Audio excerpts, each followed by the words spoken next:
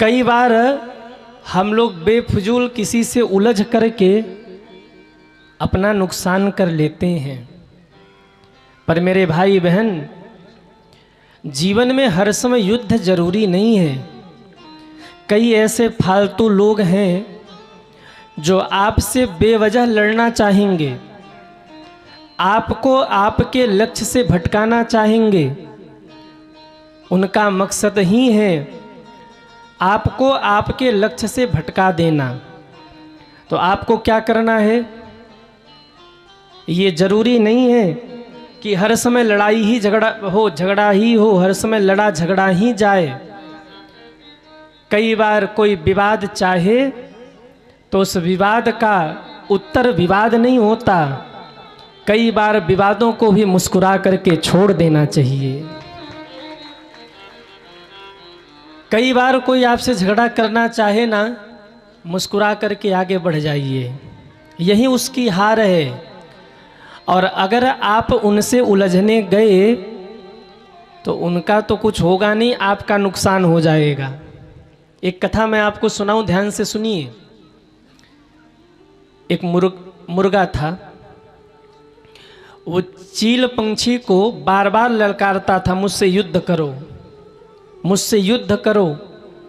पर वो जो चील पंछी थी ना, वो युद्ध नहीं करती थी, वो चुप रहती थी। पर मुर्गा रोज ही आकाश की ओर देख करके चील को ललकारे, कहाँ उड़ी जा रही हो आकाश में, एक बार हमसे युद्ध करके देखो, तब तुम्हें जमीन का पता लगेगा। आखिर एक दिन उस चील पंछी को गुस्सा आ ही गया। चील पंछी ने मुर्गे से भयंकर युद्ध किया। कई घंटों तक युद्ध चला और अंत में मुर्गा हार गया और दुम दबा करके भाग गया। सज्जनों, मुर्गा हारा, दुम दबा के भागा, और इधर ये चील पंछी जीत की खुशी लेकर अपने घोंसले में पहुंची, अपने घर में पहुंची। और जब घर में पहुंची तो घोंसला देखकर सिर पीट पीट करके रोने लगी। क्यों? वो तो उधर मुर्गे से युद्ध करने में व्यस्त थी और इधर एक सांप आया और उस चील पंछी के सारे अंडों को खा करके जा चुका था। वो चील पंछी सिर पीट पीट करके रोने लगी, पर अब रोने से क्या फायदा? फिर पछतइये होत का जब चिड़िया चुभ गई खेत। अब वो चील पंछी सिर पीट पीट करके रोई, पर उसके सिर पीट करके रोने से अब क्या फायदा होने वाला था, क्योंकि सांप तो अंडा खा करके जा चुका था। हर जगह हर किसी से लड़ना झगड़ना ठीक नहीं है। हर जगह हर किसी से लड़ा झगड़ा उलझा मत करिए। कई बार अगर विवादित व्यक्ति को पराजित करना है ना, तो आप मुस्कुरा करके निकल जाइए, उसकी पराजय उसी में है। सज्जनों, परिवार में भी, घर में भी कई बार जब बहुत ज़्यादा विवाद हो ना, तो मुस्कुरा करके आगे निकल जाइए। हर समय लड़ा नहीं जाता, कभी कभी मुस्कुरा करके चीज़ों को छोड़ा भी जाता है। अगर तूफान चल रहा हो तो तूफान में व्यक्ति को अकड़ के खड़ा नहीं रहना चाहिए कि हम तुम्हें जीत लेंगे। हो सकता है ऐसा तूफान का झटका आवे कि उठा के आपको फेंक दे। जब तूफान चल रहा हो तो थोड़े समय शांति से घर में बैठ जाना चाहिए, अपने आप को थोड़ा रोक करके रखना चाहिए।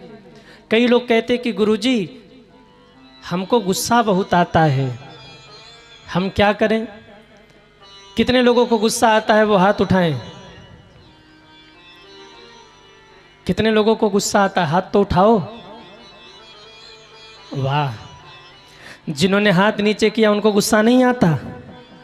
बड़े धैर्यवान है भाई। हमको भी कुछ बताओ कि हमको भी गुस्सा ना आए।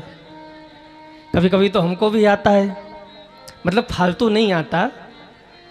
हमारी टीम वाले जब कभी कोई गलती कर देना तो यहाँ हम नहीं बोलते, हम कहते चलो रूम में बताएंगे तुम्हें। अच्छा, ऐसा नहीं कि वहाँ जाके पीटते हैं, ऐसा भी नहीं करते, प्रेम से बिठाते हैं। एक हमने डायरी बनाया, उसमें सारी गलती लिखते हैं, किसने क्या क्या मिस्टेक किया है। और सबको बिठा के बुलाते और सबकी गलती सुनाते, देखो तुमने यहाँ गलत किया, तुमने यहाँ गलत किया। कई बार तो लोग होते बुरा भी मान जाते, लेकिन हम कहते बेटा छोड़ेंगे नहीं, जब तक सुधरोगे नहीं तब तक छोड़ने वाले नहीं है। तो गुस्सा आता है आप लोगों को? कभी कभी गुस्सा भी अच्छा होता है। अगर बेटा बार बार गलती कर रहा हो तो कई बार माँ बाप का थोड़ा सा क्रोध बच्चों के जीवन को बनाता भी है। गुरु की थोड़ी सी डांट शिष्य के जीवन को सुधारती भी है। अब इसका ये मतलब नहीं है कि गुस्से में बच्चे को एक थप्पड़ मारा बेचारा बेहोश हो गया, ऐसा भी नहीं करना। कई माँ बाप बड़े खुरापाती होते हैं, पति पत्नी झगड़ा करें और बीच में अगर बच्चा कुछ बोल दे तो उठा के उसी को पटके धम। अब बच्चा रो रहा, हमने क्या गलती की? तो गुस्सा से बचने का तरीका क्या है? क्रोध तो हर व्यक्ति को आता है और क्रोध जीवन में होना भी चाहिए। अगर बहुत ज़्यादा ही व्यक्ति शांत रहने लगेगा तो भी दुनिया उसको जीने नहीं देगी। राम जी भी क्रोधित हुए, राम जी को भी क्रोध आया।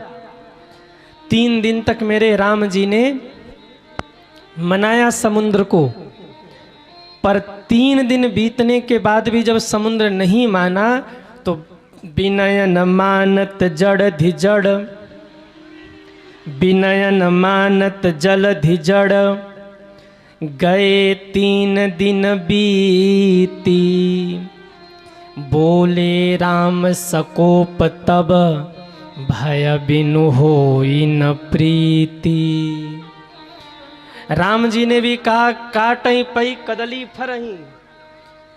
केले के पेड़ को एक बार फल जाने के बाद आप लाख सींचते रहिए, वो फली देने वाला नहीं है। ऐसे ही दुष्ट व्यक्ति के सामने, सठ व्यक्ति के सामने आप हाथ जोड़ करके ही खड़े रहिए तो उससे उसकी सठता जाने वाली नहीं है। राम जी ने भी क्रोध किया।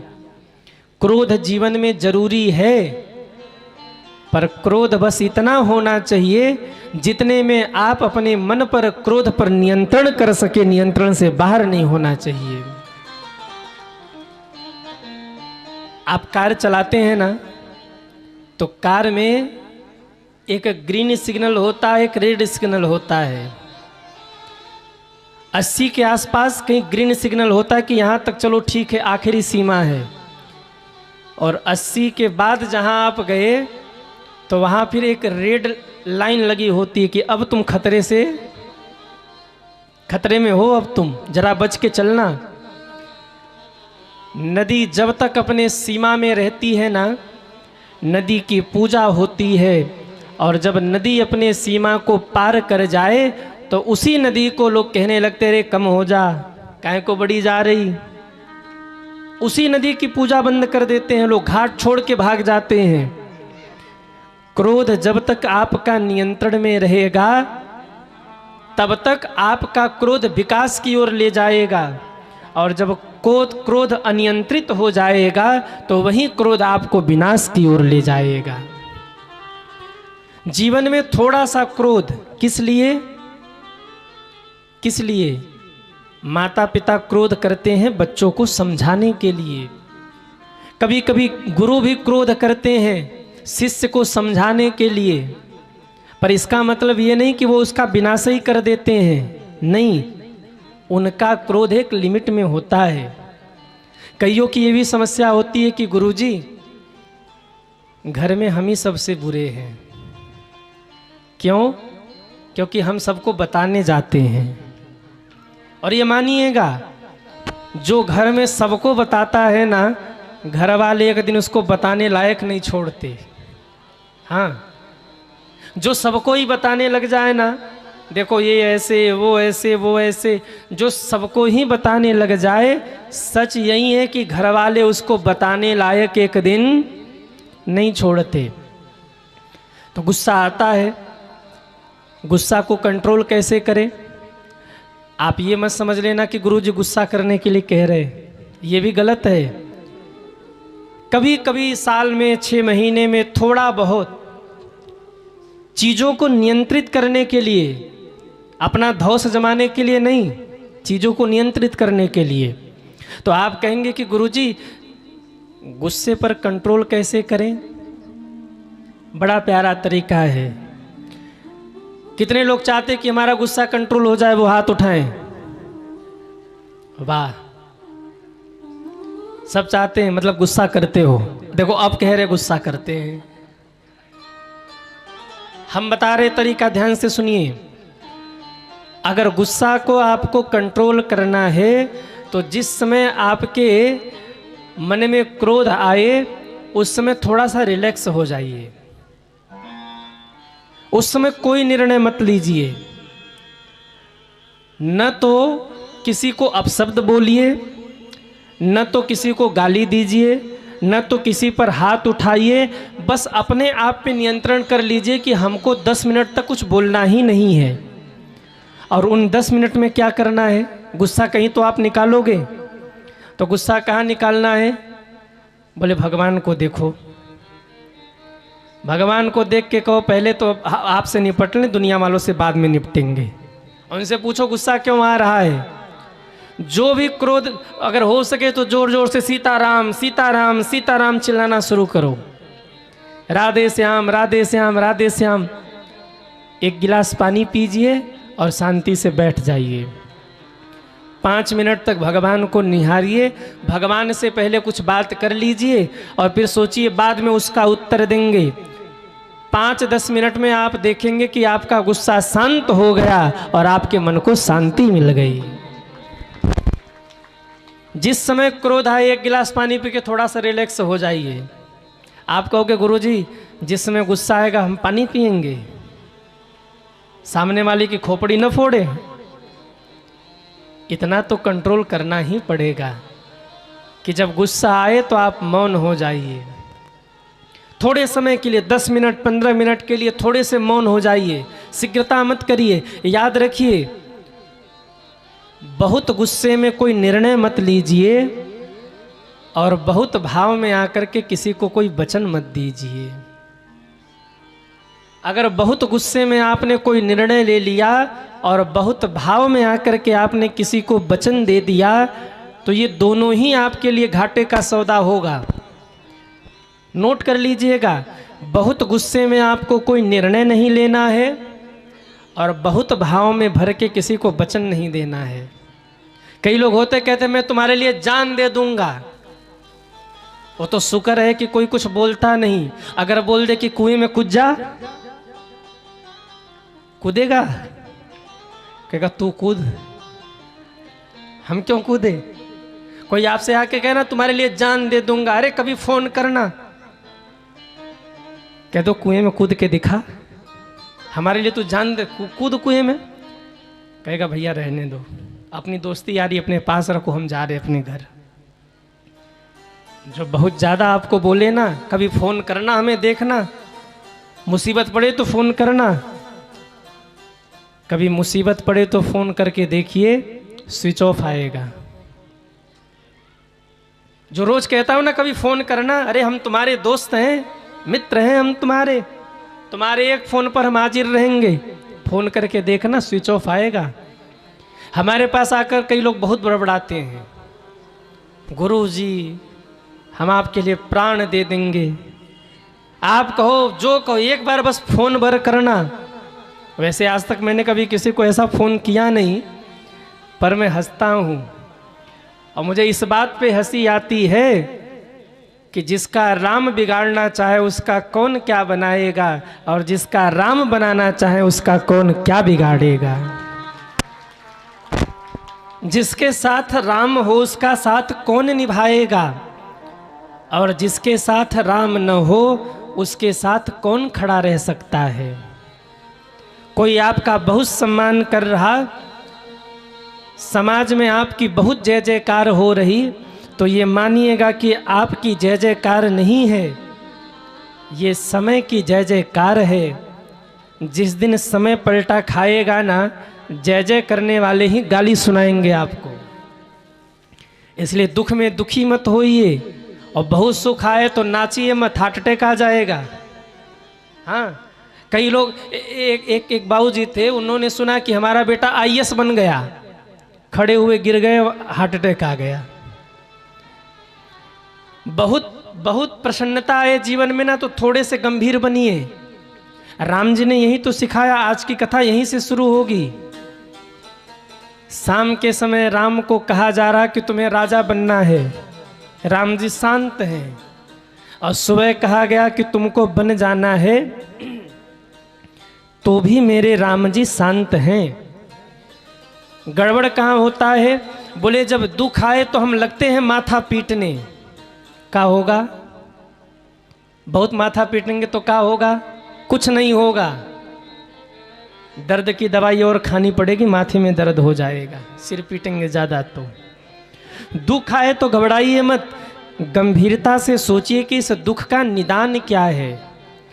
ये जो दुख आया है, इस दुख को हम सुख में कैसे बदल सकते हैं। ये मत भूलिए कि सुख था तो रुका नहीं, तो दुख है तो कैसे रुकेगा। सदैव याद रखिए, अरे जब सुख नहीं रुका तो दुख कहाँ से रुकने वाला है। दुख में दुखी होकर के माथा मत पीटिए, गंभीरता से सोचिए कि अब मुझे करना क्या है। और सुख में ज़्यादा उछलिए मत। बहुत सुख आ जाए तो थोड़े से गंभीर होकर सोचिए कि ये सुख आया क्यों है, और कहीं ऐसा तो नहीं कि इसी सुख के पीछे दुख भी मेरी प्रतीक्षा कर रहा हो। उसी सुख में दुख न आए, इसकी प्लानिंग कर लीजिए। और दुख आया है तो कैसे उससे निपटना है, इसकी भी संरचना कर लीजिए। इसी को कहते अर्जुन ज्ञान। सारे बच्चे अर्जुन के कबूतर के पैर को देख रहे, पंख को देख रहे। कबूतर दिख रहा, डाली दिख रही, वृक्ष दिख रहा, पर अर्जुन को आंख दिख रही है। इसी को कहते अर्जुन ज्ञान। आप आंख देखो, दुख आया है तो क्यों आया है, सुख आया है तो क्यों आया है। हम परेशान इसीलिए रहते हैं कि दुख सुख जो आए बस घबरा जाते हैं। घबराइए मत। सभी नर जानते, पर हर हाल में परमानंद में रहना कोई हमसे सीख ले। मरने के बाद मुक्ति हर लोग बताते हैं, जीते जी मुक्त रहना कोई हमसे सीख ले। हमसे मतलब संत कह रहे, कोई हमसे सीखे। जो भी परिस्थिति आ रही है, विचार करिए परिस्थिति क्यों आई। बहुत सुख आया है तो आपने कोई सत्कर्म किया होगा, और बहुत दुख आया है तो हो सकता है कोई अपराध बना हो। ऐसी प्लानिंग कर लीजिए कि आगे वो दुख पुनः दोबारा ना आने पाए, इसकी प्लानिंग कर लीजिए आप। और वैसे एक बात मानिए, सुखी रहना है। अरे हाँ या ना? आप लोग ऊब तो नहीं रहे कि गुरुजी कथा वथा सुनाओ, का ज्ञानवान बांट रहे, इससे ज़्यादा ज्ञान हम ही को है, कहीं को आप इतना ज्ञान दे रहे। पर मुझे लग रहा है कि कुछ मैं बोल दूं। आज्ञा है प्रभु? अरे हाँ या ना? कितने लोग सुखी रहना चाहते हैं, वो हाथ उठाइए। सब सुखी रहना चाहते हैं? अच्छा, आप लोग बड़े बड़े चतुर चालाक हो। सुखी रहे तो हम रहे, और दुखी रहे तो पड़ोसी। नहीं, वाह। सुखी रहना चाहते हैं जीवन में, तो सुखी रहने का सूत्र है, प्रभु जो भी आपके लिए कर रहे हैं उसको स्वीकार कर लीजिए। भगवान आपके लिए जो भी कर रहे हैं ना, उसको स्वीकार कर लीजिए। क्योंकि भगवान के आगे न तो किसी का चला है, न तो किसी का चलेगा। इसलिए भगवान आपके लिए जो भी कर रहे हैं वो प्रभु की आज्ञा मानकर स्वीकार कर लीजिए। एक बार एक राजा और मंत्री दोनों में बड़ी घनिष्ठता थी। मंत्री की आदत थी, कुछ भी हो ना तो मंत्री एक ही बात कहता था, बहुत अच्छा हुआ, बहुत अच्छा हुआ, बहुत बढ़िया हुआ। एक दिन राजा तलवार उठा रहे थे, तलवार गिरा, और राजा की एक उंगली कट गई। उंगली जैसे ही राजा की उंगली कटी, बगल में खड़े थे मंत्री, आदत थी बोलने की, बहुत अच्छा हुआ। अब आप समझी गए होंगे मंत्री ने क्या बोला होगा। जैसे ही तलवार गिरी, मंत्री का पैर अंगूठा, वो एक उंगली कटी, मंत्री ने कहा बहुत अच्छा हुआ। राजा को आया गुस्सा का, इसको जेल में डालो, हमारी उंगली कट गई और कहता है बहुत अच्छा हुआ, डालो इसको जेल में।